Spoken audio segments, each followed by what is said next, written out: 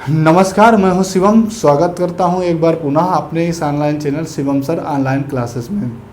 हम लोगों ने पिछले पार्ट में प्राचीन भारत के इतिहास में हमने देखा था कि मानव की उत्पत्ति कैसे हुई थी पृथ्वी पर। उससे पहले हम लोगों ने इतिहास का विभाजन पढ़ा था, प्राग ऐतिहासिक काल, आदि ऐतिहासिक काल और ऐतिहासिक काल, जिनमें से बहुत बारीकी स्तर पर हम लोगों ने देखा था कि इन तीनों में अंतर क्या होता है। आज हम लोग पढ़ेंगे प्राग ऐतिहासिक काल के बारे में। ठीक है, तो जैसा कि हम लोगों ने पहले ही चर्चा किया है कि प्राग ऐतिहासिक काल वह समय था जब मनुष्यों को लिखना पढ़ना नहीं आता था। केवल कुछ साक्ष्य मिले हैं, इनके द्वारा प्रयोग किए गए औजार मिले हैं, जिसके माध्यम से हम लोग इनके इतिहास को जानने की कोशिश करते हैं। ठीक है, तो ये जानकारी प्रागैतिहासिक काल के बारे में सबसे पहले डॉक्टर प्राइम रोज को 1842 ईस्वी में प्राप्त हुई। कैसे प्राप्त हुई? इन्होंने कर्नाटक के रायचूर जिला में लिंगशुगुर नामक स्थान पर कुछ उपकरण प्राप्त किए, जिसमें से पत्थर के छुरे थे और फलक थे। तो यहीं से शुरुआत हुई थी। तो हम लोग एक एक टॉपिक के बारे में एक छोटी सी सारगर्भित सीक्वेंस में चलेंगे ताकि सारी बातों को स्पष्ट किया जा सके। चलिए आइए देखते हैं। तो सबसे पहले बात है 1842 की। 1842 ईस्वी में क्या हुआ था कि डॉक्टर प्राइम रोज को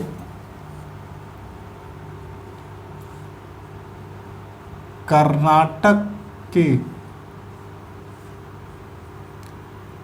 रायचूर जिले के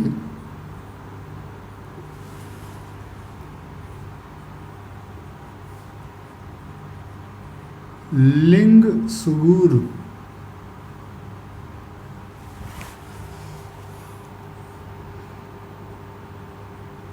नामक स्थान पर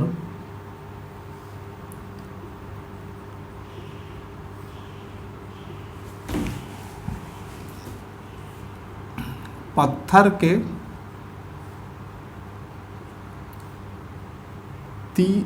के फलक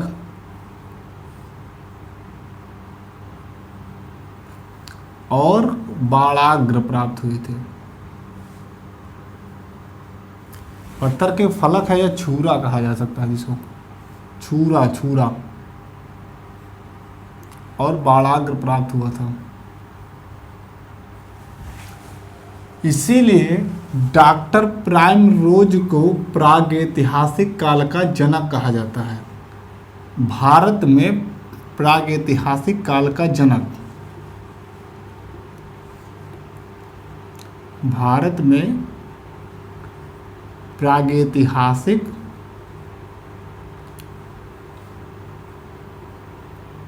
काल का जनक। प्रश्न बन जाए कि भारत में प्रागैतिहासिक काल का जनक किसे कहते हैं, तो डॉक्टर प्राइम रोज को कहते हैं। क्या ये बात समझ में आ गई?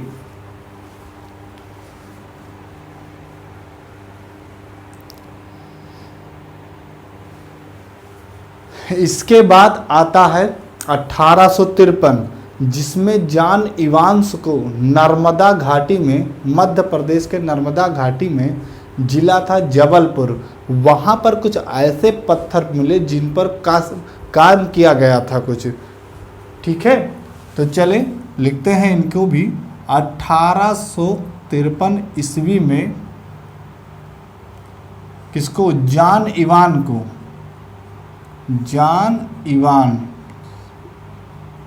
कहीं जॉन इवांस लिखा रहता है। ठीक है, इनको को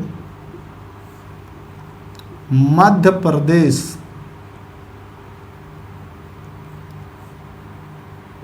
के जबलपुर में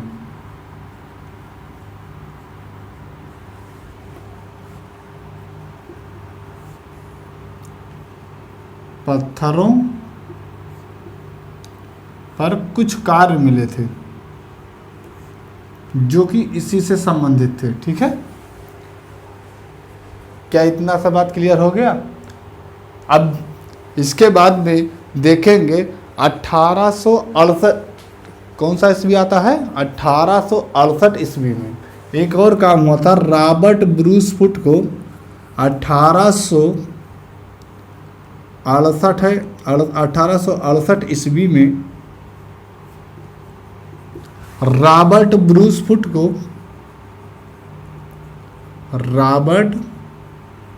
फुट को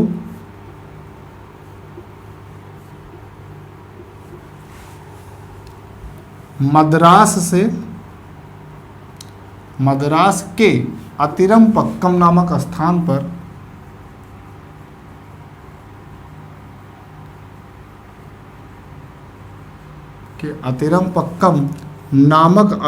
से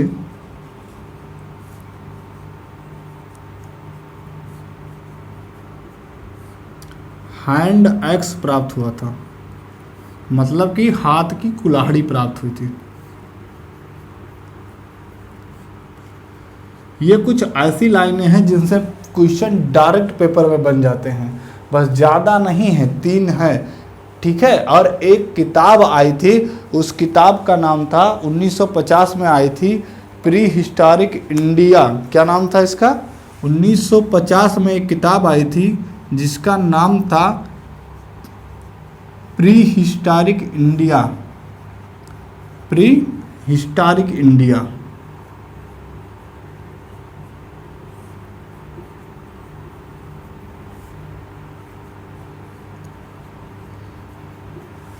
ये किताब बहुत इम्पॉर्टेंट है, ठीक है। इस किताब से भारतीय प्रागैतिहासिक अध्ययन को एक नई दिशा मिली थी। इसके लेखक थे स्टुअर्ट पिगट। कौन थे? Stuart Piggott. यह किताब बहुत इम्पॉर्टेंट है। इससे क्या पता चला था? भारतीय प्रागैतिहासिक काल की, मतलब मतलब यहाँ से जानने के मतलब एक सिस्टम प्राप्त हुआ था, एक तरीका प्राप्त हुआ था। तो चलिए और आगे बढ़ते हैं। प्रागैतिहासिक काल को भी कई कालों में बांटा गया है, जिसमें से आता है सबसे पहले पुरापाषाण काल, उसके बाद में मध्य पाषाण काल, और उसके बाद में आता है नवपाषाण काल। फिर पुरापाषाण काल को भी कई भागों में बांटा गया है। पूर्व पुरापाषाण काल जिसमें आता है, उसके बाद में मध्य पुरापाषाण काल, और एक आता है उच्च पुरापाषाण काल, ठीक है। तो आइए देखते हैं। ये तो हो गई थी थोड़ी सी कुछ इतिहास जो कि खोज से संबंधित थी प्रागैतिहासिक काल के। अब इसके बाद में हम लोग पढ़ेंगे क्या था प्रागैतिहासिक काल और कैसे कैसे इसका समय निर्धारण किया गया। धीरे धीरे चीज़ों के बारे में जानते हैं। अच्छा, एक बात जान लीजिए, किसी भी जीवाश्म का समय निर्धारण कैसे होता है? किसी भी जीवाश्म का समय निर्धारण किस तरीके से किया जाता है? तो आप लोगों ने पढ़ा होगा कार्बन डेटिंग। क्या पढ़ा था? Carbon dating. तो कार्बन डेटिंग विधि से किसी भी जीवाश्म की उम्र का पता लगाया जाता है। कैसे होता है? देखिए, कोई भी जीव है जब वो मरता है तो उसके शरीर में कार्बन 12 और कार्बन 14 ये दोनों बराबर मात्रा में पाए जाते हैं। फिर धीरे धीरे करके कार्बन 12 ह्रास होता चला जाता है और कार्बन 14 उतना ही बना रहता है।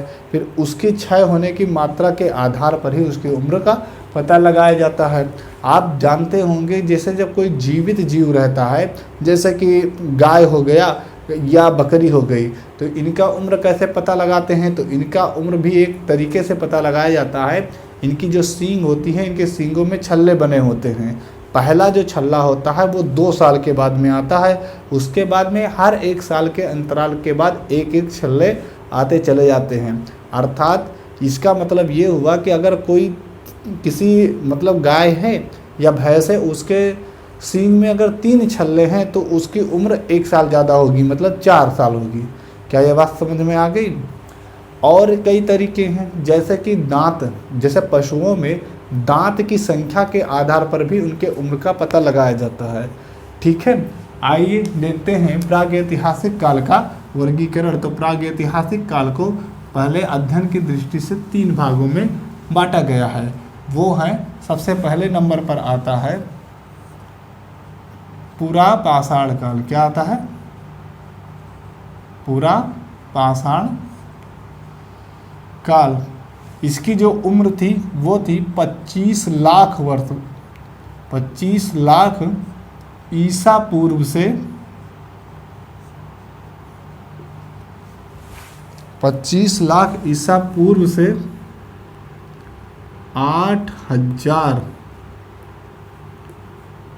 ईसा पूर्व तक सबसे लंबा काल इसी का रहा है। उसके बाद में आता है मध्य पाषाण काल। कौन आता है? मध्य पाषाण काल। मध्य पाषाण काल की उम्र रही है 8000 ईसा पूर्व से 4000 ईसा पूर्व तक। उसके बाद में आता है नवपाषाण काल।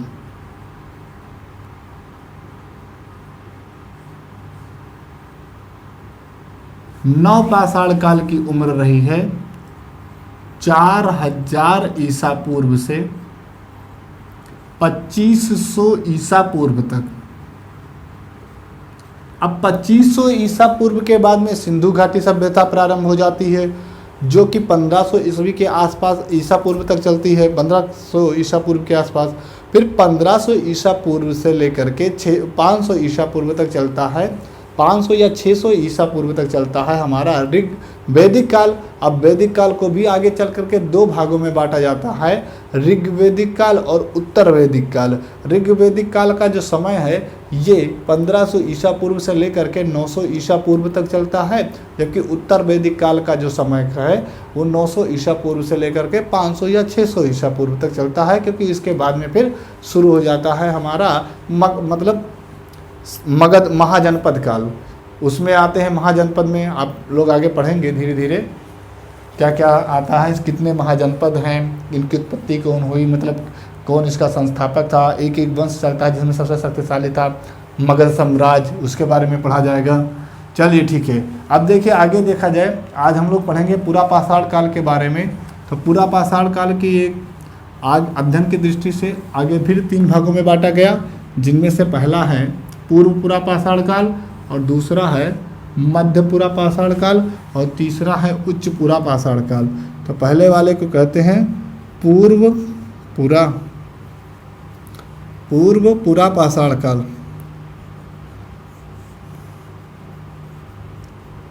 पूर्व पूरा पाषाण काल। पूर्व पूरा पाषाण काल का जो समय था यह 25 लाख ईसा पूर्व से लेकर के 9 लाख ईसा पूर्व तक था।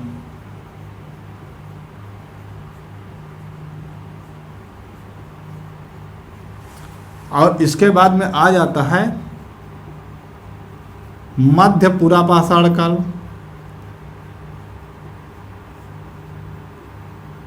मध्य पूरा पाषाण काल का जो समय है ये है 9 लाख, जहां से ये समाप्त हुआ ना यहीं से प्रारंभ हो जाएगा, 9 लाख ईसा पूर्व से 40,000 ईसा पूर्व तक, 40,000 ईसा पूर्व तक। उसके बाद में सबसे अंत में आ जाता है उच्च पूरा पाषाण काल।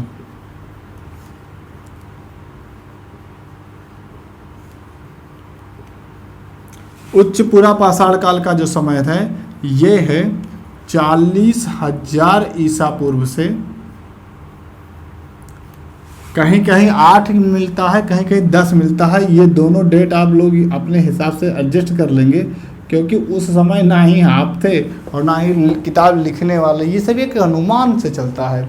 कहीं कहीं आप देखेंगे कि थोड़ा थोड़ा डेट आगे पीछे लिखा रहता है, वो सब हर राइटर अपनी अपनी इच्छानुसार थोड़ा बहुत आगे पीछे कर देते हैं। ठीक है, तो क्या ये बात समझ में आ गई? अब हम लोग सबसे पहले पढ़ेंगे पूर्व पूरा पाषाण काल, उसके बाद में मध्य पूरा पाषाण काल और उच्च पूरा पाषाण काल। ठीक है, आइए शुरुआत करते हैं।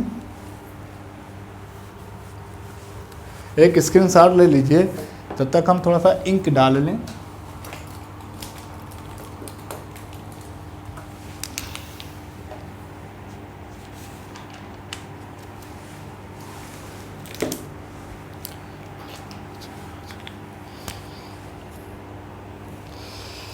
चलिए,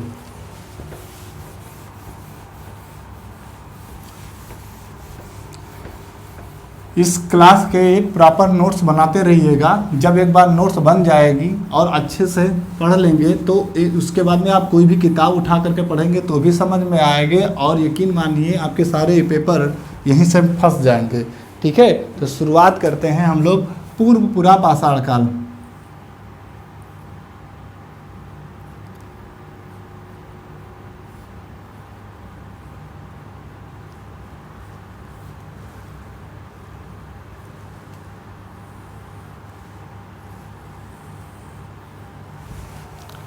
सबसे पहले तो इसका समय जान लीजिए।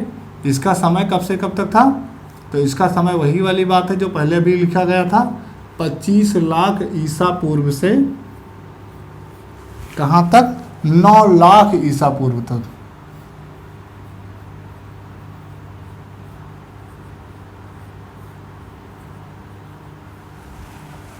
ठीक है, कब तक था? 25 लाख ईसा पूर्व से लेकर के 9 लाख ईसा पूर्व तक था। इस समय का जो मानव था, इस समय के मानव को कृषि का ज्ञान नहीं था। कृषि का ज्ञान इसको नहीं था। ठीक है,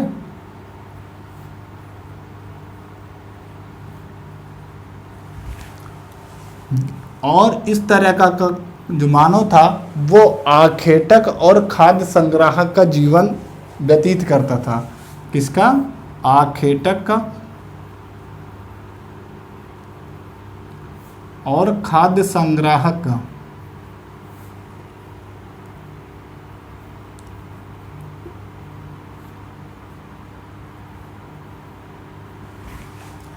इस समय के जो मानव थे उसका मुख्य भोजन क्या था?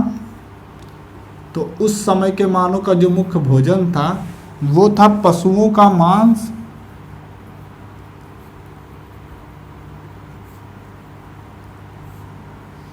पशुओं का मांस था और कंदमूल फल था। क्या था? कंदमूल का फल।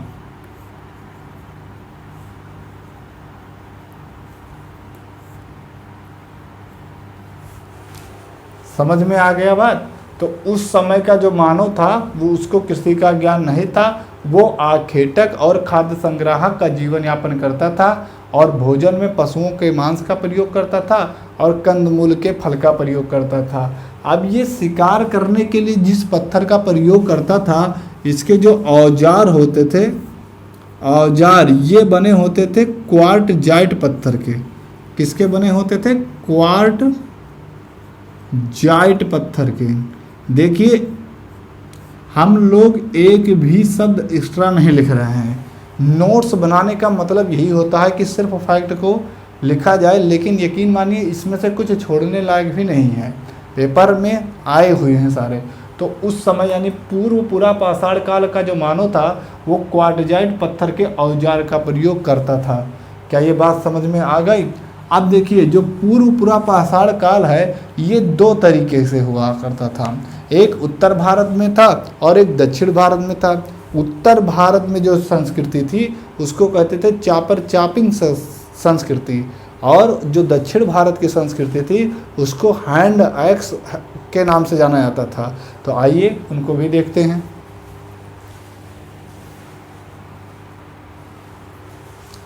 चलिए, थोड़ा सा इसको हटाते रहते हैं ताकि स्पेस पर्याप्त मात्रा में उपस्थित रहे।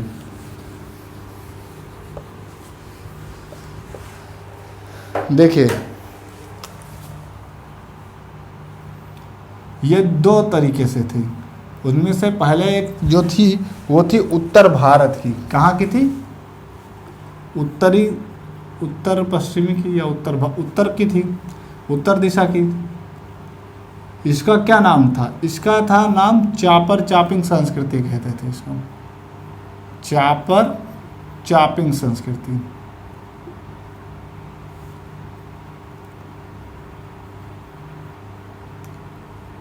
चापर क्या होता था समझिए। सबसे पहले बात मैं आपको एक बात बता दूं कि जैसे कोई पत्थर है, जब ये पानी में बहता रहता है तो उसके किनारे घिस जाते हैं, तो ऐसे पत्थर को क्या कहते थे? पेबुल कहते थे। क्या कहते थे? पेबुल।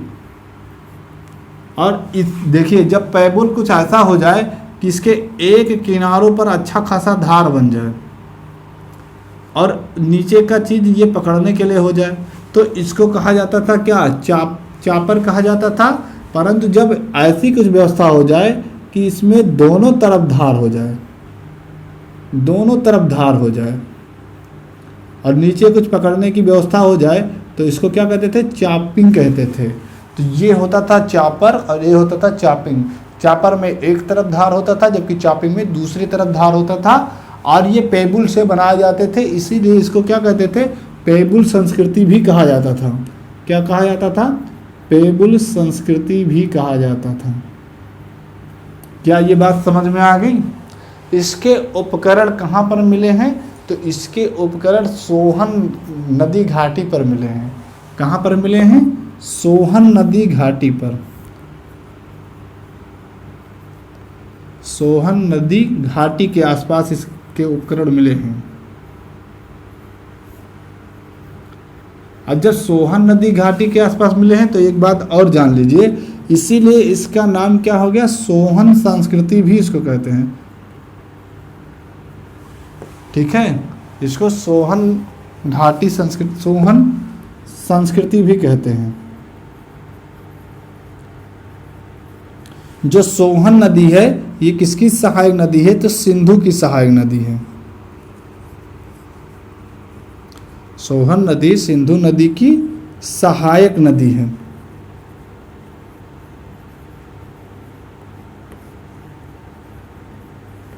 ये जो सोहन नदी घाटी है ये कहाँ पाई जाती है? तो पाकिस्तान के पंजाब प्रांत में है।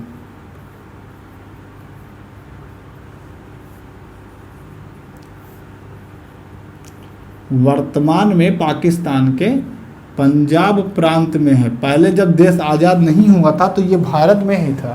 अब जो दूसरा है वो दक्षिण भारत की है। तो दक्षिण भारत में जो है उसको क्या कहते हैं? दक्षिण भारत वाली को कहते हैं हैंड एक्स।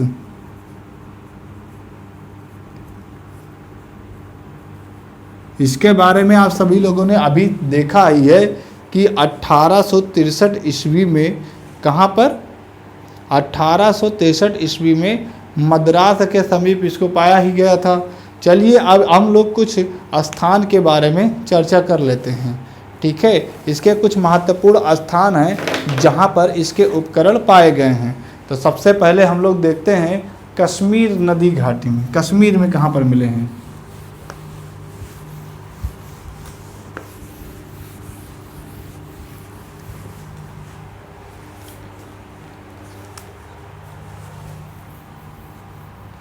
तो पहला है, जान लीजिए कि कश्मीर में कहाँ पर मिले हैं।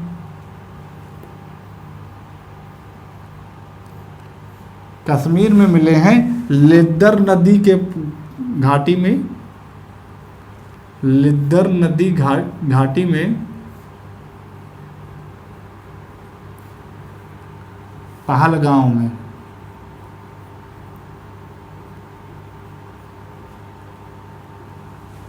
कुछ ही हैं जो इम्पोर्टेंट हैं।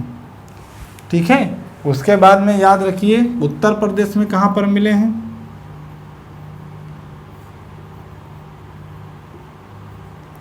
उत्तर प्रदेश में ना ही आप सब याद कर पाएंगे और ना ही सब आपके लिए इम्पोर्टेंट भी है। तो उत्तर प्रदेश में बेलन नदी घाटी है। बेलन नदी घाटी ये कहाँ पर है? बेलन नदी घाटी तो ये मिर्जापुर में है।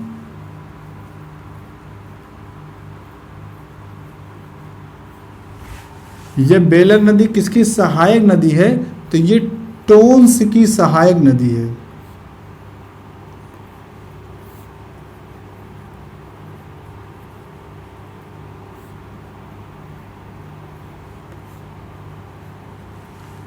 ठीक है, यहाँ से क्या मिला है? तो यहाँ से मतलब अस्त निर्मित मातृ देवी की मूर्ति मिली है। क्या मिली है? अस्त निर्मित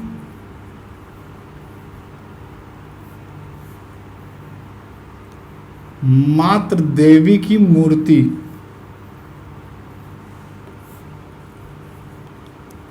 और इस मूर्ति को कौशाम्बी संग्रहालय में संरक्षित किया गया है, मतलब रखा गया है। कहाँ पर इस समय रखा गया है? कौशाम्बी संग्रहालय में। क्या ये बात समझ में आ गई? तो हम लोगों ने दो स्थान पढ़ा, एक कश्मीर में लिद्दर नदी घाटी के पहलगांव में, और दूसरा पढ़ा है उत्तर प्रदेश के मिर्ज़ापुर ज़िले में है बोलन नदी घाटी में। ठीक है, उसके बाद में हम लोग देखते हैं गुजरात के सौराष्ट्र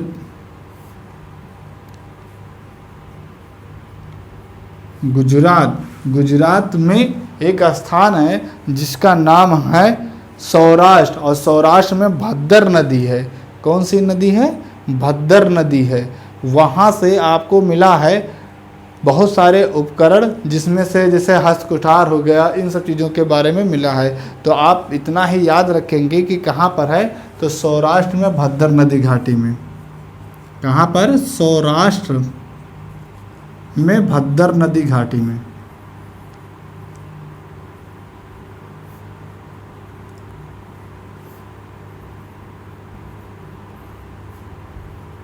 उसके बाद में एक महत्वपूर्ण स्थान है मध्य प्रदेश।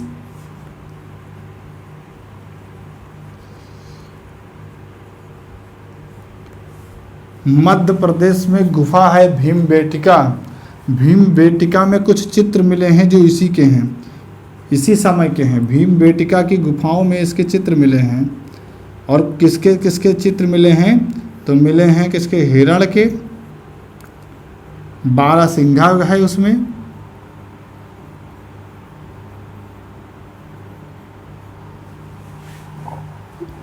भैंसा है, सुअर है।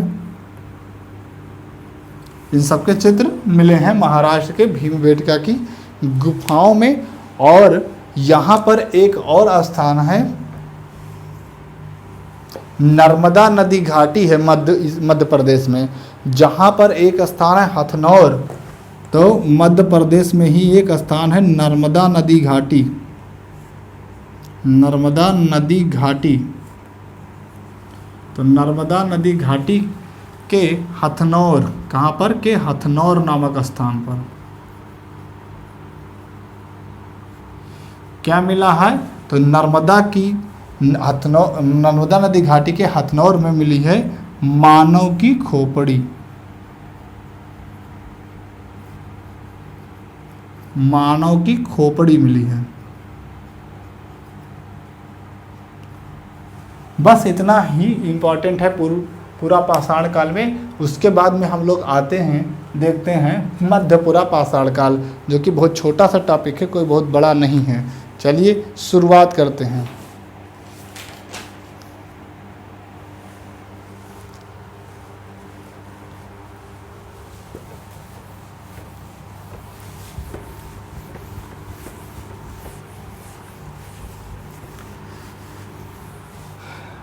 पूरा पाषाण काल हो गया। उसके बाद में हम लोग देखते हैं मध्यपुरा पाषाण काल।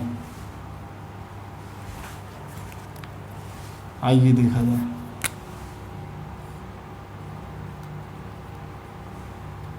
मध्यपुरा पाषाण काल, सबसे पहले इसका समय देखेंगे तो मध्यपुरा पाषाण काल का समय उसी के जस्ट आगे है। 9 लाख ईसा पूर्व से 9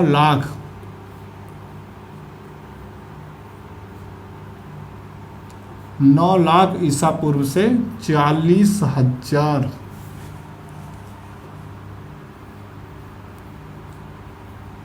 ईसा पूर्व तक।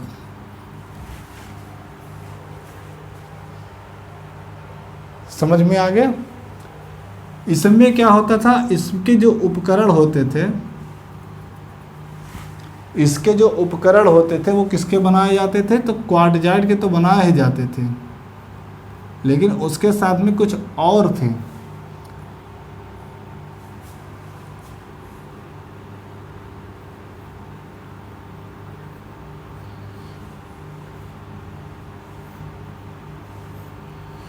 क्वार्टजाइट के साथ साथ बनाए जाते थे जेस्पर, चार्ट और फ्लिंट के। किसके? जेस्पर के, चार्ट के और फ्लिंट के। ये सब पत्थर थे एक प्रकार के जिनसे इसके उपकरण बनाए जाते थे। और उपकरणों में क्या क्या होते थे? तो उपकरणों में होते थे फलक, भेदनी, छेदनी और खुरचनी। कौन कौन होते थे? फलक, भेदनी, भेदनी,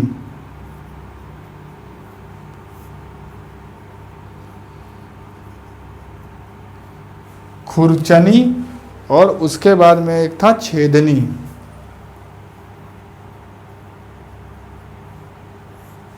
ये 4 तरह के उपकरण होते थे। फलक की अधिकता थी, सबसे ज़्यादा फलक ही पाए जाते थे। तो ये अधिकता के कारण, मतलब इसी की अधिकता थी, तो इसी की अधिकता के कारण इसको फलक संस्कृति भी कहा जाता था।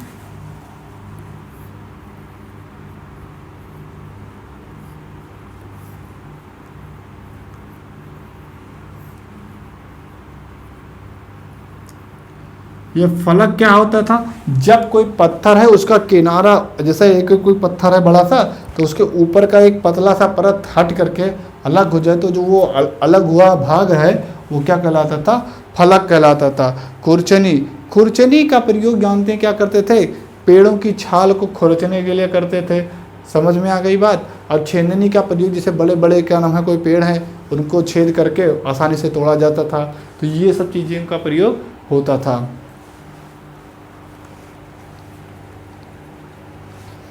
इसके जो स्थान हैं वो ज़्यादा इम्पोर्टेंट नहीं है, बस बहुत कुछ ही स्थान है। जैसे एक स्थान है महाराष्ट्र में, तो महाराष्ट्र में है, उस स्थान का नाम नेवासा है और उसी नाम से इसको नेवासी संस्कृति कहते हैं। क्या कहते हैं? नेवासी संस्कृति।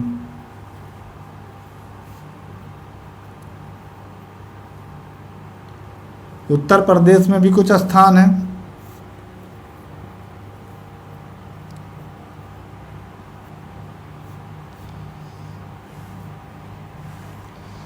उत्तर प्रदेश में 3 स्थान हैं जिनमें से है चकिया, सिंगरौली और बोलन घाटी। चकिया, सिंगरौली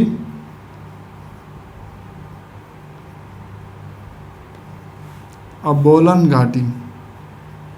ये बोलन घाटी वही है जहाँ पर मतलब मिर्ज़ापुर वाली, इसकी चर्चा हम लोगों ने पीछे किया हुआ है। बस इसमें ज़्यादा कुछ और नहीं पढ़ना है। अब आ जाते हैं हम लोग उच्च पुरा पाषाण काल। तो फलक समझ में आ गया। देखिए दो मोटे तौर पर और एक बार देख लीजिए। इसको नेवासी संस्कृति भी कहा जाता है, ठीक है। नेवासी नहीं, नेवासी भी कहते हैं और कहीं कहीं इसका नाम होता है नेवसाई, लिखा भी मिलेगा। तो आप लोग कन्फ्यूज मत होइएगा, नेवसाई संस्कृति भी कहते हैं इसको। मतलब फलक सबसे ज़्यादा पाए गए थे तो इसीलिए इसको फलक संस्कृति के नाम से भी जाना जाता है। अब हम लोग पढ़ेंगे उच्च पुरा पाषाण काल। उच्च पुरा पाषाण काल की कुछ अलग विशेषता होती है, क्योंकि इसी में हमारे मतलब आधुनिक मानव होमो सेपियंस की उत्पत्ति लगभग हो चुकी थी।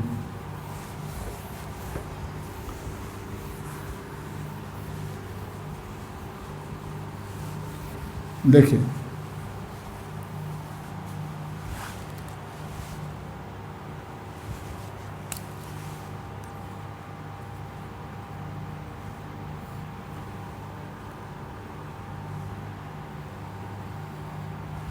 उच्च पुरा पाषाण काल। उच्च पुरा पाषाण काल का 2 विशेषताएं हैं, समझ लीजिए।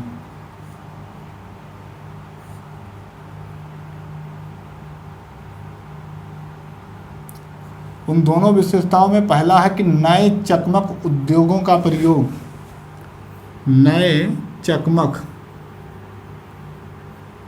उद्योगों का, और दूसरा था आधुनिक मानव होमो सेपियंस।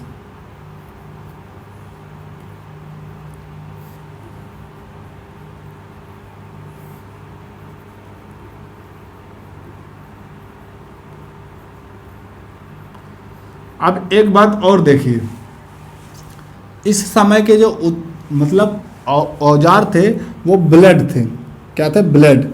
और ये ब्लड ऐसे होते थे, इसको क्या कहते थे, ब्लड कहते थे। ब्लड की जो लंबाई थी, जैसे मान लिया जाए कि अगर इसकी चौड़ाई यक्स है तो मतलब जो लंबाई थी वो 2x हो जाती थी। कहने का तात्पर्य ये है कि जो इसकी लंबाई थी वो चौड़ाई की दूनी होती थी।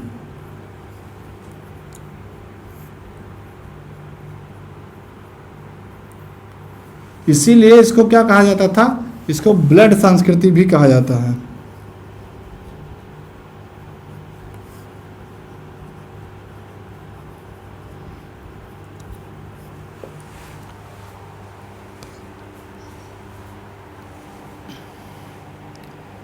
इसकी एक और खासियत थी कि यहाँ पर अस्थियों के औजार का सर्वाधिक प्रयोग हुआ था इस समय। अस्थियों के औजार का सर्वाधिक प्रयोग।